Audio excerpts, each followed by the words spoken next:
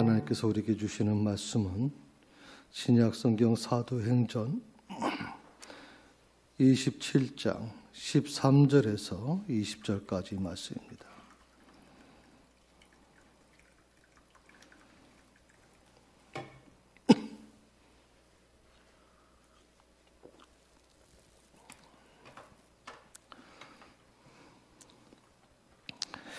말씀을 다 찾으셨으면 자리에 일어나셔서 하나님의 말씀을 들으시기 바랍니다.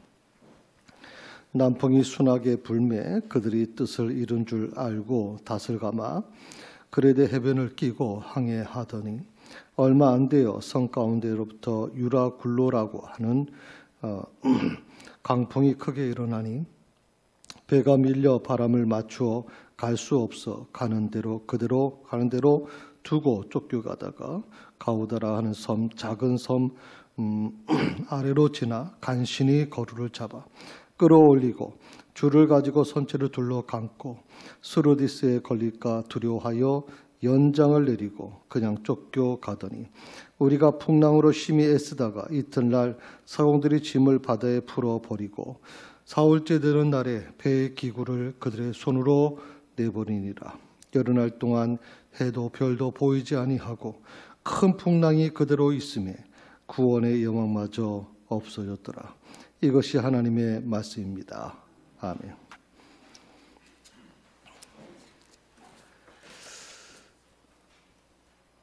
인생을 우리가 뭐라고 얘기할 수 있을까요? 제가 어떤 책을 보다가 인생을 이렇게 정의를 내리는 것을 보았습니다. 큰 바다를 향해 하는 작은 돛담배다. 큰 항해를 항해하는 작은 돛담배. 사실은 요즘에 큰 배도 태풍이 오고 갑자기 파도가 높아지면 사실 굉장히 힘들거든요. 하물며 2000년 전에 이 배가 커도 얼마나 컸겠습니까? 그래서 어떻게 보면 조금 바람이 불고 파도가 높아지면 그 배가 아주 위험한 상태가 굉장히 많이 있죠. 그래서 오늘 저는 그게 아마 정답 같아요. 인생이라고 하는 거 다 평탄하게만 이루어지면 얼마나 좋겠습니까? 다 순탄하게 이루어지면 얼마나 좋겠습니까? 우리 자녀들을 키워나가면서 애들이 아무 걱정 없이 잘만 커주면 얼마나 좋겠습니까? 사업도 마찬가지죠. 잘만 되면 얼마나 좋겠습니까? 그런데 인생이라는 게 그렇게 만만치 않습니다. 때를 가다가 어느 때는 상상도 못하는 어려움을 만나게 되는 거죠. 작년 한 해 동안 또 지금도 마찬가지겠지만 이 코로나19라고 하는 파도가 지금 대한민국을 뒤흔들어 놨습니다. 대체 언제쯤 이게 끝날까? 많은 교회 목사님들이 오늘 이번 주를 굉장히 기대했습니다. 왜냐하면 이번 주에 이제 그 연장 사회적 거리두기 2.5단계가 이제 마무리되는 주일이기 때문에 이번에는 이제 2.5단계가 멈추겠지, 좀 2단계로 조금 낮춰주겠지, 그렇게 이제 기대를 갖고 있었습니다. 하기야 그럴 수밖에 없는 게 그 큰 성전에 불과 사실은 방송하는 분들 빼면 한두 명밖에 앉아있지 못합니다. 너무 기가 막히죠. 그러니까 그런 것 때문에 더 기대를 했는데 어저께 발표가 나오는 걸 가만히 보니까 물론 조금 숨통은 트겠지만 쉽지는 않아요. 참 언제까지 이게 계속 진행될지 2주 연장됐습니다만 또 연장되지 않겠나 그런 생각을 하면서 이제는 이거를 우리가 받아들여야 되지 않느냐 하는 생각도 제가 해봅니다. 엄청난 파도가 들어왔습니다. 배가 견뎌낼 수 없는 것처럼 이 대한민국이 과연 견뎌낼 수 있을까? 그런 우려를 지금 하고 있습니다. 이 코로나 바이러스가 저희는 우리 백신이 개발되면 금방 끝날 줄 알았는데 그게 아니더라고요. 이제 2월부터 시작해서 11월까지 백신을 이제 자동으로 맞게 되면 올 한 해도 그렇게 만만치 않은 한 해가 되겠구나 생각을 해볼 수밖에 없습니다. 어쩌면 이 대한민국이라는 이 거대한 배가 지금 뒤흔드는 것처럼 이곳에 살고 있는 우리도, 우리 인생도 엄청난 시련을 겪을 수밖에 없는 거죠. 사업하시는 분들은 눈물 머금고 문을 닫아야 되는 현실이 찾아왔고요. 또 관계적인 측면에 어려움이 생깁니다. 그전에는 그렇게 큰 문제가 없었던 그런 어떤 위아래 같이 있던 사람들이 층간소음 때문에 굉장히 아주 심각한 대립관계가 되고 사회 전체가 아주 무섭게 지금 관계가 이루어져 가고 있습니다. 또 저도 이제 일부 예배 때 이렇게 마스크 쓰고 이제 설교를 하다 보니까 일부 예배 때는 제가 숨을 제대로 못 쉴 정도로 아주 힘든 부분이 있었습니다. 그래서 이 굉장히 아주 어려운 부분이죠. 건강 문제가 또 제기될 수밖에 없는 거고요.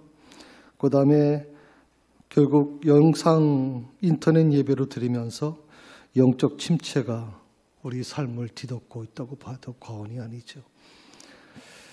이런 모든 것들이 우리를 흔들고 있습니다. 자, 신앙생활은 참 열심히 지금까지 해왔다고 생각했습니다. 그런 자부심이 있습니다. 그런 어떤 거기에 대해서 조금 더 후회하거나 여러 가지 문제가 있는 건 아닙니다. 그리고 참 나 스스로 생각하기에는 내가 참 착하게 살아왔다. 다른 사람 마음 아프게 하지 않았고, 다른 사람 돈 꾼 거 안 갚지 않았고, 늘 선을 베풀려고 착한 일을 많이 하려고 노력을 했다는 거죠. 그런데 왜 내 인생에는 고난이 자꾸만 찾아오는 것일까? 의문이 생길 때가 있습니다. 고난이 찾아오는 이유를 저는 한 3가지로 생각해 봤습니다. 보통 누구나 아마 이 3가지 중에 하나가 속해 있을 거라고 생각이 드는데, 첫 번째는 하나님의 말씀을 거역해서 받는 고난입니다. 그러니까 말씀을 거역해서 받는 고난, 우리 물론 믿는 자들에게 해당되는 거지만 이거는 사실 그렇게 어렵지 않습니다. 왜냐하면 말씀 때문에 일어난 고난이라면 다시 그 말씀 앞에 회개하고 돌이키면 하나님께서 다 받아주시고 회복시켜 주시니까 그거는 별 문제가 되질 않습니다. 그런데 두 번째가 문제가 되는 거죠. 두 번째가 뭐냐면 애매하게 받는 고난입니다. 이 말이 여러분이 조금 애매하게 받는 고난, 좀 어떻게 설명해야 될지 모르겠는데 그 성경에 보면 베드로전서 2장 19절에 보게 되면 이런 표현을 했습니다. 부당하게 고난을 받아도 그랬습니다. 부당하게. 우리 개혁 개정판에는 이제 부당하게라는 그 번역을 했고, 우리 번역 성경 바로 전에 번역에는 개혁 한글이죠. 거기에는 이렇게 표현을 했습니다. 애매하게 고난을 받는다.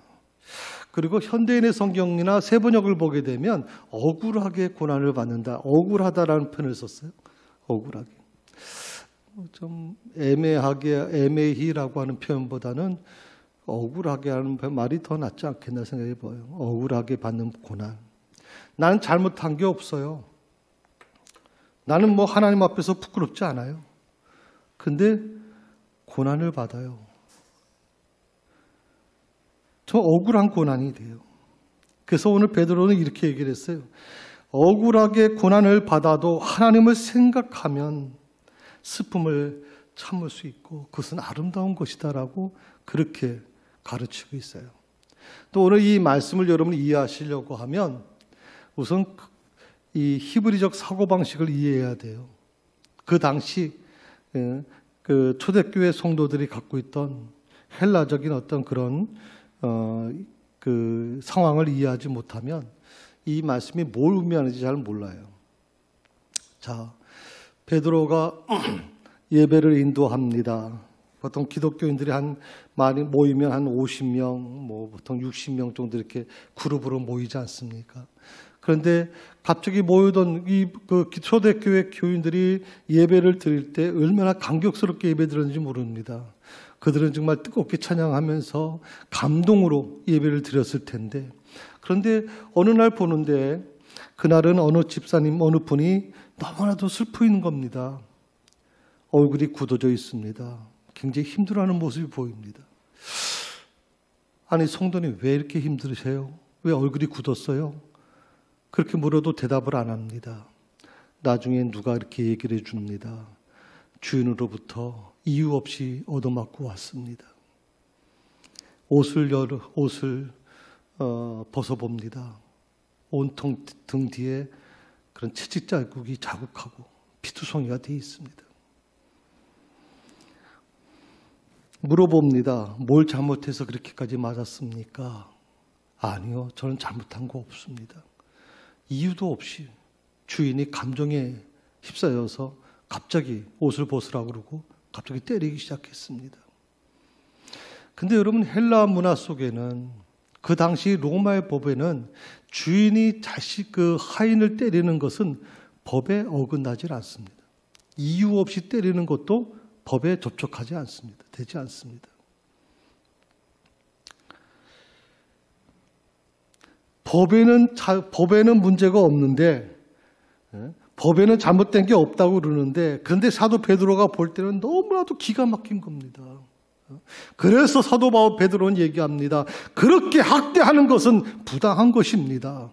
법이 아무리 그렇다 해도 잘못하지 않은 사람을 밑에 사람이라고 저렇게 때리고 핍박하는 것은 잘못된 것이다 라고 그렇게 말씀하고 있어요. 그러면서 하는 말이, 억울하게 고난을 받아도 하나님 생각해라. 우리 주님 생각해라. 잘못 없으시고 죄 없으신 예수님께서 십자가를 지신 것처럼 너희도 그 고난 없이, 아무 이유 없이 억울하게 매를 맞았지만, 그러나 하나님 생각하면서 참아라. 그건 아름다운 것이다 라고 지금 얘기해 주고 있는 거예요.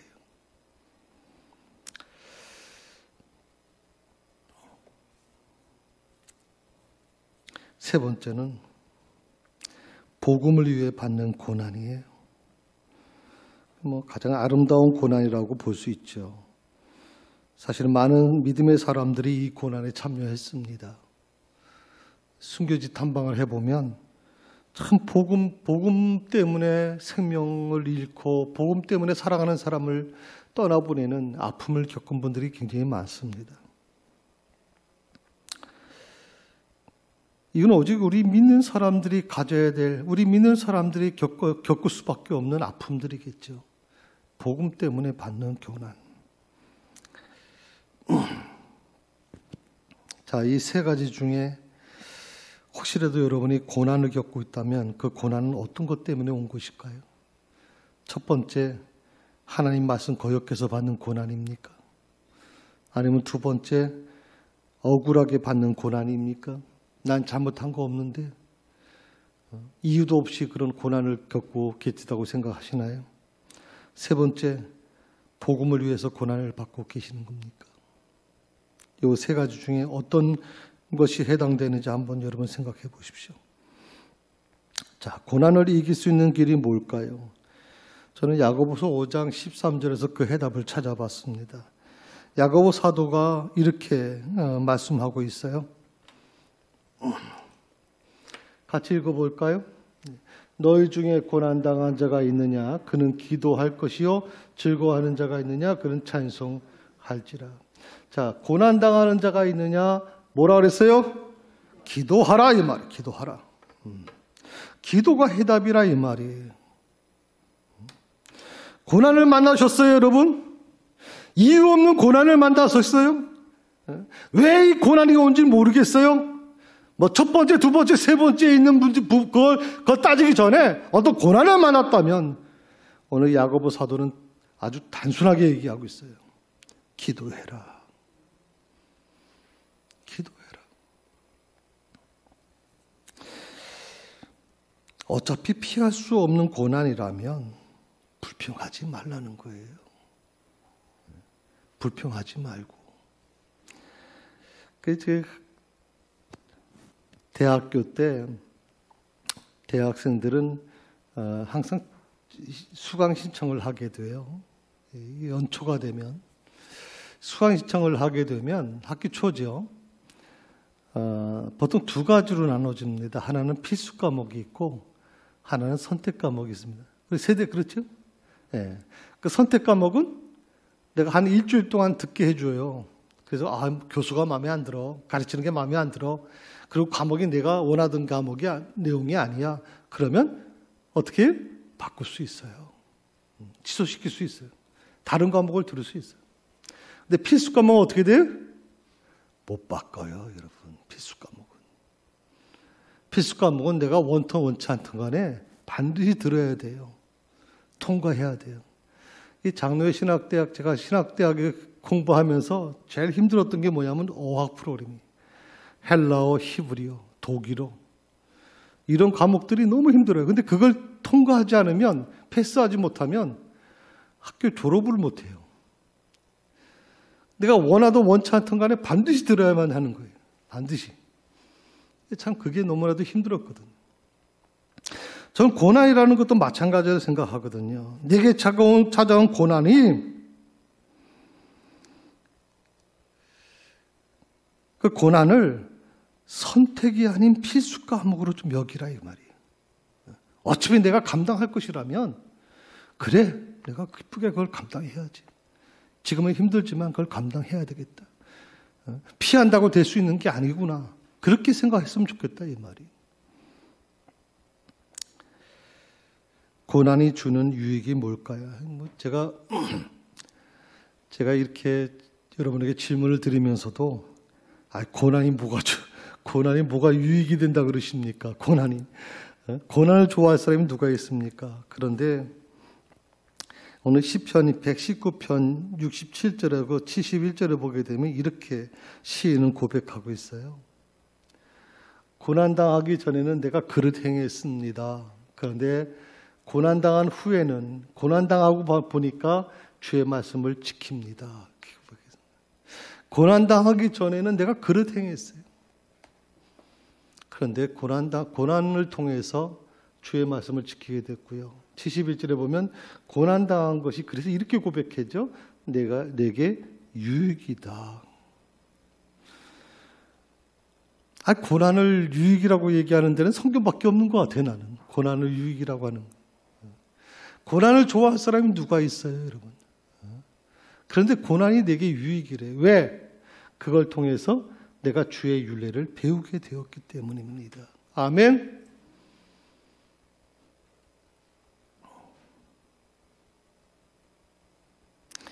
그렇습니다.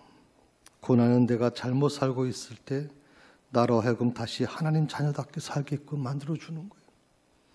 다시 주님을 찾게끔 만들어주는 거예요.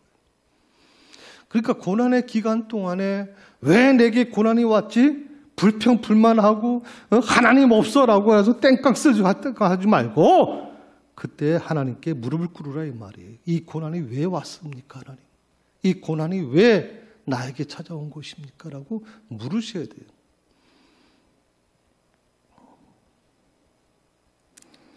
그래서 만약에 내가 정말 하나님의 자녀가 맞다면, 만약 내가 신앙인이 맞다면, 내가 기독교인이라는 것 사실이 분명하다면, 내가 구원받은 것이 분명하다면 고난을 바라보는 눈이 달라져야 돼요. 적어도 불신자들과는 달라야 돼요, 여러분. 하나님을 모르는 사람들과는 달라야 돼요. 그런데 구원받았다고 하는 내가, 하나님의 자녀라고 하는 내가 불신자들, 하나님 모르는 사람들하고 똑같은 눈으로 바라본다면 이건 얼마나 큰 비극이 되겠어요, 여러분. 바울은 재판을 받기 위해서 로마로 가는 배를 타게 됩니다. 자유의 몸으로 가는 게 아니죠. 죄수의 몸으로 그 배를 타게 되는데 가는 과정에서 유라굴로라고 하는 광풍을 만나게 됩니다. 이 유라굴로가 어떤 거냐? 학자들마다 조금 다릅니다. 지중해에 부는 바람 중에서 토네이도라고 하는 바람이 있습니다. 이 토네이도는 아주 강력한 태풍입니다. 그래서 웬만하면 여기에 말려 들어가게 되면 배들이 다 침몰하게 됩니다. 그런데 이 토네이도 같은 경우는 부는 시기가 있기 때문에 웬만하면 선장이나 선주들이 그 기간을 피해서 가게 되거든요. 그래서 이 토네이도는 아닐 거다라고 얘기하는 분도 있고, 또 어떤 분들은 무슨 그 지중해성 어떤 무슨 태풍일 거다 이렇게 얘기하는 분도 있지만, 아무튼 이 유라굴로라고 하는 이 광풍은 굉장히 아주 무서운 태풍입니다. 그래서 배를 움직이는 선장이나 선주들이 가장 두려워하고 있는 게 바로 이 유라굴로라고 하는 태풍이거든요. 바울이 이 근위대장한테 쉽게 말하면 이제 백부장인데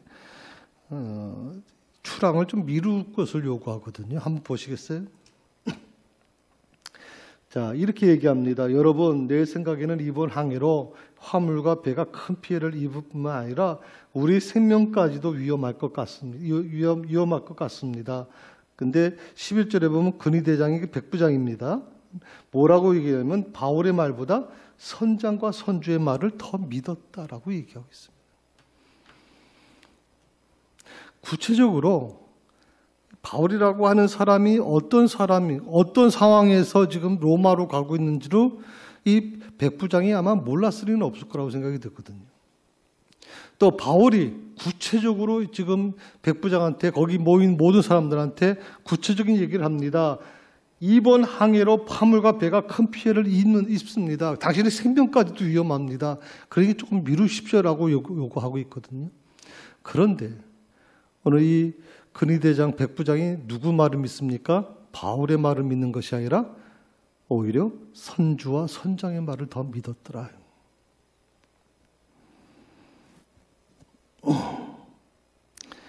이것이 세상의 방법입니다. 이것이 세상의 흐름입니다. 아무리 진리의 말씀이 있어도, 진리의 말씀이 들려와도 진리의 말씀을 듣지 않습니다. 귀를 막아버립니다. 자신들의 경험과 자신들의 지식을 더 우상화시키고 그것을 더 중요하게 생각한다 이 말입니다. 그래서 세상 사람들은 진리의 말씀을 듣지 않습니다. 마치 예수님께서 진주를 돼지에게 주지 말라고 얘기하는 것과 같습니다. 바울이 그토록 얘기했음에도 불구하고 바울의 말을 듣지 않죠. 결국 어떻게 되나요? 배가 침몰할 위기까지 가게 됩니다. 지금 바울이 있던 그곳에서 로마까지 가는 과정에는 아마 배가 자주 다닐 수가 없기 때문에 상당히 고가의 물건들을 많이 거기에 운송이 됐을 거라고 생각이 듭니다. 그 물건들, 어떻게든지 그 물건을 포기하지 않으려고 했지만 그 유라굴로의 태풍이 너무 강해서 어쩔 수 없이 다 바다에 버립니다. 어디까지 갑니까? 배에 있는 모든 기구들까지 싹 다 버립니다. 이제는 로마까지 가는 건 불가능한 거고, 이제는 생명 사는 것 외에는 다른 방법이 없다고 생각하는 거거든요. 경제적인 피해가 엄청났을 것이고, 그리고 생명까지 위협을 받습니다. 저는 여기 와서 중요한 사실을 깨달았습니다. 아, 인생도 마찬가지구나. 우리가 살아가는 것도 마찬가지구나. 누구를 신뢰하느냐가 중요하다. 누구를 신뢰하느냐. 만약 이 근위대장과 그 모든 사는 사람들이 바울의 말만 들었다면, 하나님의 사람 바울의 말만 들었다면 이런 고난을 겪지 않았겠죠. 그런데 선장과 선주의 말을 더 믿었던 것이 이 고난이 온 이유입니다. 성도 여러분, 경험과 지식이 여러분을 이끌어가는 거 아닙니다. 경험과 지식을 내려놓으십시오. 그리고 말씀과 하나님을 의지하십시오. 이것이 진정한 고난으로부터 벗어날 수 있는 길입니다. 우리가 어려움을 겪게 되면요, 순간적으로 방향을 잃어버립니다. 멀쩡한 사람도 갑자기 어려운 고난을 겪게 되면, 순간적으로 어려움이 오게 되면 방향을 잃어버려요. 그래서 오늘 이 말씀 속에서 우리의 경험과 지식을 잠시 내려놓으셔야 돼요. 그리고 말씀을 붙드셔야 되고 하나님을 붙드셔야 돼요. 바울이 로마형 배를 탔던 이유가 뭡니까? 자신이 원해서도 아니고 성공을 위해서도 아니에요. 바울이 배를 탔던 이유가 뭐예요? 로마로 가는 배를 탄 이유가 뭐예요? 하나님께서 주신 사명. 그 사명이 뭡니까? 가이사에게 가서 복음을 전하는 것. 로마에 복음의 씨앗을 뿌리는 것. 그리고 나서 어떻게 됩니까? 바울은 결국 자신이 죽을 거라는 것을 알고 있죠. 순교의 자리로 간다는 걸 알고 있어요. 바울은 살기 위해서 로마로 간 게 아니에요. 바울은 오히려 죽으러 로마로 갔어요, 지금.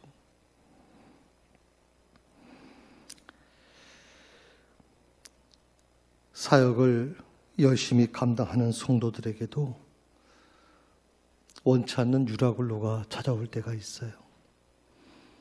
열심히 교회에 충성하는 성도들에게도 환난이 갑자기 찾아올 때가 있어요. 도저히 감당할 수 없을 정도로.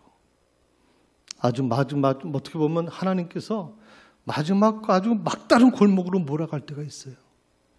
아마 저도 역시 마찬가지일 거예요. 하나님께서 만약 저를 막다른 골목으로 몰지 않으셨으면 저 절대 새사랑교회 개척 안 했을 겁니다. 저는 죽어도 개척 안 한다고 서운했던 사람이거든요.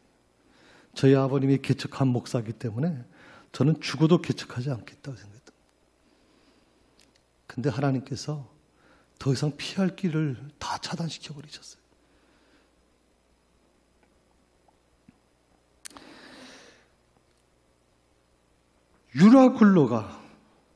유라굴로라고 하는 환난이, 내가 감당할 수 없는 어려움이 나를 막다른 골목으로 몰아가시는 하나님의 뜻이 있다면 그때 내가 할 일이 뭐냐? 사람 만나면 안 돼요, 여러분. 사람 의지하면 안 돼요. 하나님과 씨름하셔야 돼요. 기도하면서 이겨내셔야 돼요. 그 방법밖에는 없어요, 지금. 결국 사람 믿다가 결국에는 배가 다 파산되고 그 배에 탔던 모든 사람들이 다 죽음을 당할 수밖에 없는 처절함 속에 들어가 보는 거예요. 카네기라고 하는 분이 있는데 이분이 성공의 능력을 이렇게 정의를 내렸어요. 저는 이 말이 너무 좀 감동이 돼서 여러분과 같이 좀 나누고 싶었어요. 자기 입장과 동시에 타인의 입장에서 사물을 볼 수 있는 능력을 뭐라 그랬어요? 성공의 능력이다. 우리가 보통 성공이라고 얘기를 하면 성공하는 사람들을 가만히 보게 되면 그 사람들이 어떤 생각을 갖고 있냐면 자신의 입장에서 모든 걸 생각해요. 목사는 목사의 입장에서 생각을 한다 이 말이에요. 어떻게 여러분 생각해 보십시오. 24시간을 오직 주님만 생각하고 말씀을 생각하고 그렇게 살아가는 목사와 어떻게 성도가 같겠습니까? 그런데 목회자들이 가장 실수하는 게 뭡니까? 목사인 자신의 관점에서 성도를 보기 시작하는 겁니다. 왜 저 사람은 새벽기도 안 나와? 왜 저 사람은 저렇게 신앙생활해? 똑바로 신앙생활 해야지. 아니요. 목사의 입장에서 보는 게 아니에요. 자식의 입장과 동시에 타인의 입장에서 봐야 돼요. 지금 한국교회의 위기는 바로 여기에 달려 있다고 생각을 해요. 그러니까 목회자는요, 저는 휴가를 가더라도 또 제가 지금 유럽에 한번 사모하고 같이 이렇게 갔을 때도 거긴 교회가 예배 드릴 곳이 없잖아요. 그럴 때 제가 그분의 그 가이드한테 부탁을 했거든요. 저희 두 사람은 지금 예배를 드려야 되기 때문에 또 거기서 예배 드리실 분이 있으면 저희 방에서 같이 예배 드렸으면 좋겠습니다라고 얘기했거든요. 여행까지 와서 꼭 그러실 필요 있습니까? 아니요. 저는 주일이기 때문에 꼭 예배를 드려야 됩니다. 어떻게 보면 목사의 입장에서 그걸 생각하니까 어려울 수밖에 없어요.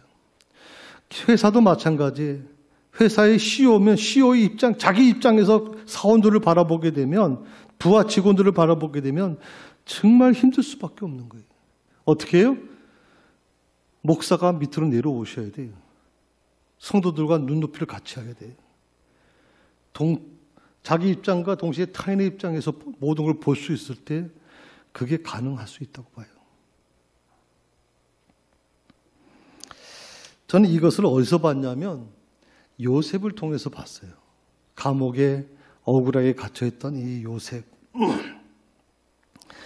그런데 이 감옥에서요, 이웃의 아픔을 살피는 이 민감성을 가지고 있는 이 요셉의 모습을 보면서 새삼 다시 한번 깨달았거든요. 창세기 40장 6절 7절 한번 같이 보십시다. 같이 읽습니다. 아침에 요셉이 들어가 보니 그들에게 근심의 빛이 있는지라. 요셉이 그 주인의 집에 자기와 함께 갇힌 바로의 신하들에게 묻되 어찌하여 오늘 당신들의 얼굴에 근심빛이 있나이까. 아니 그 감옥은요, 왕의 죄수들이 갇혀 있는 곳이에요. 다시 말하면 요즘 말로 하면 정치인들이나 아주 고위층에 있는 사람들이 갇혀 있는 감옥이란 말이에요. 동부 구치소가 막 그런 데인지 잘 모르겠지만, 세상으로 보면 세상에 빽 있고 힘 있던 사람들이 온 곳이 바로 지금 요셉이 갇혀있던 감옥이에요. 그러면 그런 세상 권력을 갖고 있던 자들이 감옥에 왔을 때 다 뭐 얼굴에 근심이 있지, 얼굴에 감옥에 와서 웃겠어요, 여러분? 그런데 놀라운 건 뭐냐면 요셉이 오늘 보시게 되면 아침에 요셉이 들어가 보니 그들이 누구예요? 왕의 술 맡은 관원자와 그 다음에 떡 맡은 관원장. 요즘 말로 하면 청와대 비서실장과 경호실장과 같은 거예요. 그런 자들이 어떤 이유 때문에 감옥에 지금 왔어요. 그런데 그들이 요셉이 보니까 그 얼굴이 근심빛이 있었다라고 얘기해요. 그때 요셉이 그렇게 얘기합니다. 자기와 함께 갇힌 게 바로의 신하들에게 이렇게 묻습니다. 어찌하여 오늘 당신들의 얼굴에 근심빛이 있나이까. 요셉이 판단해서 또 뭐 잘못 저지르고 들어왔나 보구만. 그렇게 넘겼다면 기적은 일어나지 않아요. 이 물음을 던졌을 때 이 술 맡은 관원장과 떡 맡은 관원장이 자기의 처지를 얘기해 주게 돼요. 내가 이렇게 해서 들어오게 됐다. 그리고 요셉이 그걸 마음에 품고 나서 그들을 향해 이제 꿈을 해석해 주게 되지 않습니까? 그리고 그 결과 애국왕 바로 앞에 서게 되죠. 오늘 이웃의 필요에 민감한 요셉의 말을 다시 한번 여러분 들어보십시오. 어찌하여 오늘 당신들의 얼굴에 근심의 빛이 있나이까.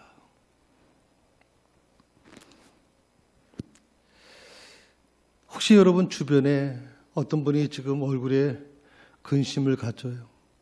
굉장히 힘들어하는 모습이 보이면 여러분들은 그분에게 다가가서 무슨 어려움이 계시나요? 많이 힘든 일이 계시나 봅니다. 그렇게 물어보신 적 있나요? 혹시 여러분이 아파트에서 내려오시다가 아파트에서 엘리베이터에서 같이 타신 분이 너무나도 힘들어서 울고 계시다면 왜 우십니까? 많이 힘드십니까? 물어보신 적 있나요?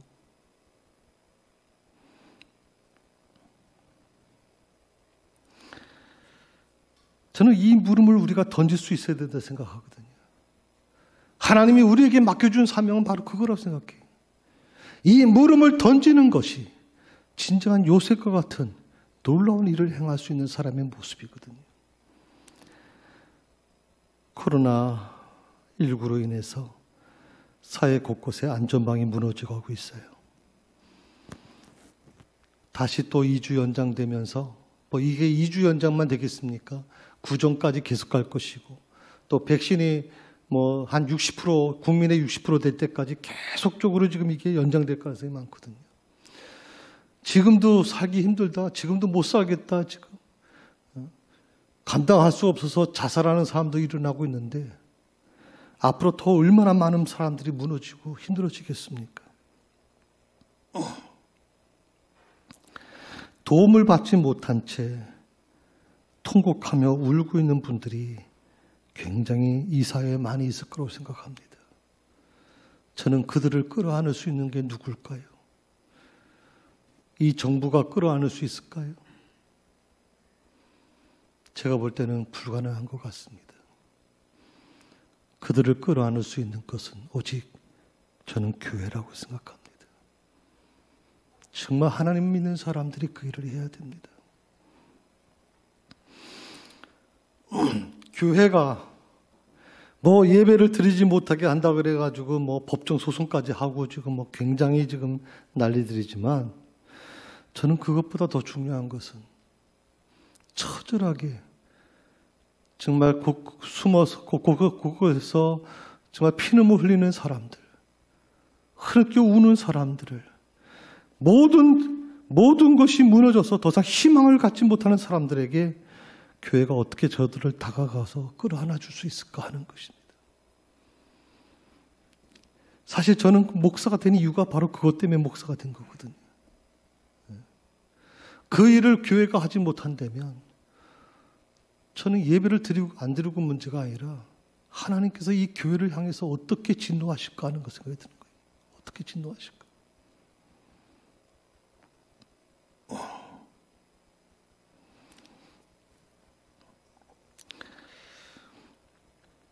구원의 소망이 사라지셨나요?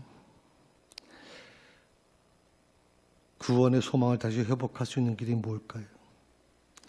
그것은 주님께 나오는 것밖에 없어요. 주님께 나와서 이 문제를 주님과 의논하셔야 됩니다. 어쩌면 바로 이것이 구원의 소망이 사라져서 정말 그 모든 것을 다 포기하고 체념하면서 주님께 나올 때 저는 이렇게 생각을 하거든요. 율법에서 은혜로 옮겨지는 전환점이 될 것이다. 어떤 사회 실존주의자들은 그렇게 얘기합니다. 출구가 이미 없다. 아무리 출구를 찾아도 출구를 찾을 수가 없다. 화재가 났을 때 지난 주간에 우리 노회에 있는 한 교회가 전국에 있는 교회가 완전히 전소가 됐어요. 그 목사님을 제가 찾아뵀었는데 그 목사님이 이런 말을 해요.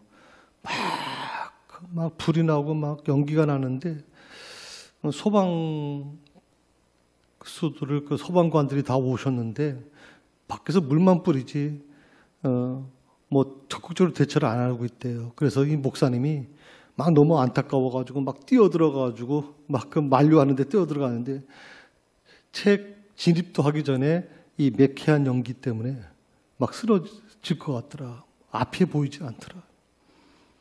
그때 처음으로 알았대요. 아, 화재가 날 때 뭐 연기 불과 몇 모금 마셨는데도 저 정도 뭐 의식을 잃을 정도인데 얼마나 어렵겠나 생각이 들었다 이렇게 얘기하거든요. 여러분 가장 힘들고 어려울 때는 출구가 보이질 않아요. 출구가. 그런데 하나님 믿는 성도들은 출구 없는 실존주의자들이 아니거든요. 우리에게 있어서 출구는 누굽니까? 우리에게 있어서 출구는 누구예요? 예수님이에요. 내 삶의 출구가 되시는 그 예수님. 그래서 나는 절대 절망할 수가 없어요. 절대 포기할 수가 없단 말이에요. 그래서 예수를 붙잡으셔야 돼요. 예수를 붙잡으셔야 돼요. 이 어려울 때일수록 더 예수님을 붙잡으셔야 돼요. 바울은 이렇게 외칩니다. 23절에서 오늘 본문의 말씀에 23절에 보면 내가 섬기는 하나님이 24절에 보면 이렇게 나와요. 가이사 앞에 서게 할 것이다 라고 말씀하셨다. 25절에는 그러므로 여러분이요 안심하세요. 나는 내게 말씀하신 그대로 되리라고 하나님을 믿노라.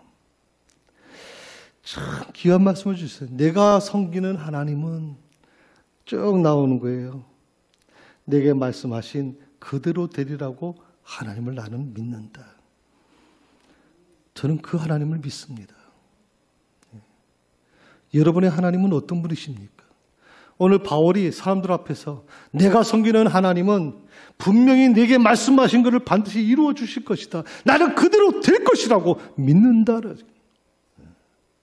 지금 배가 지금 침몰할 위기가 있습니다. 서로들 막 우왕좌왕하고 난리치고 있는데 그들을 향해서 지금 바울은 이렇게 얘기해요. 내가 섬기는 하나님은 내가 섬기는 하나님. 오늘 여러분은 어떤 고백을 하실 수 있나요? 어떤 고백을 하실 수 있나요?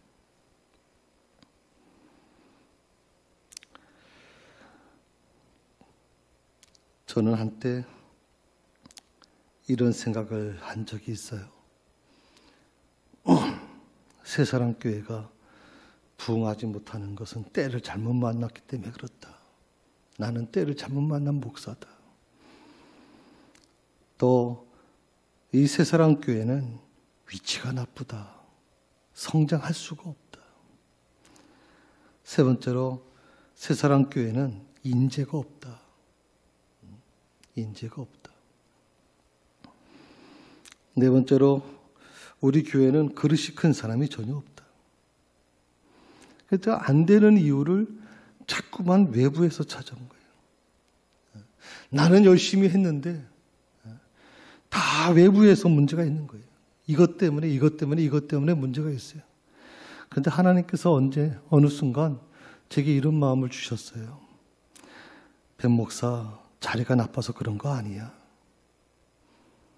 인재가 없어서도 그런 것도 아니다. 사람 잘못 세워서 부흥이 안 되는 것도 아니야. 문제는 바로 너야. 내가 백인범 목사 내가 부서져야 된다. 내 자신이 문제라는 걸 깨달은 거야. 내 자신이 문제.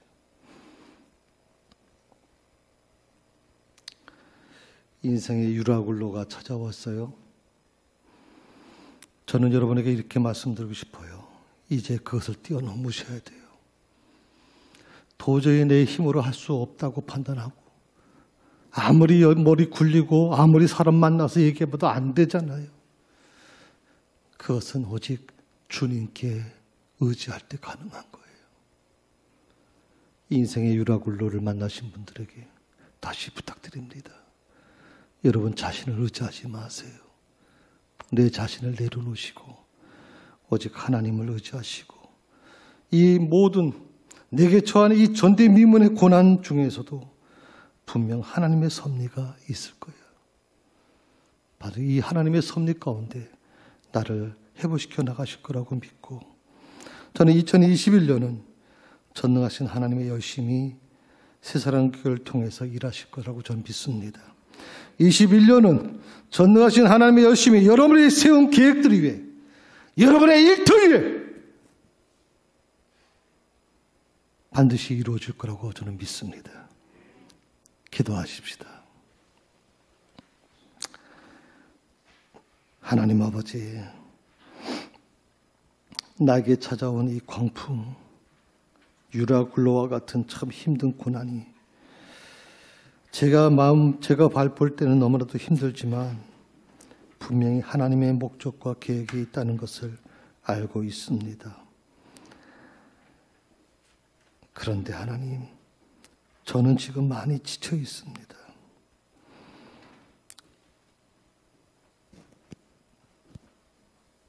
주님 품에 저를 안아주시고 다시 회복시켜 주시고 다시 새롭게 하여 주시옵소서.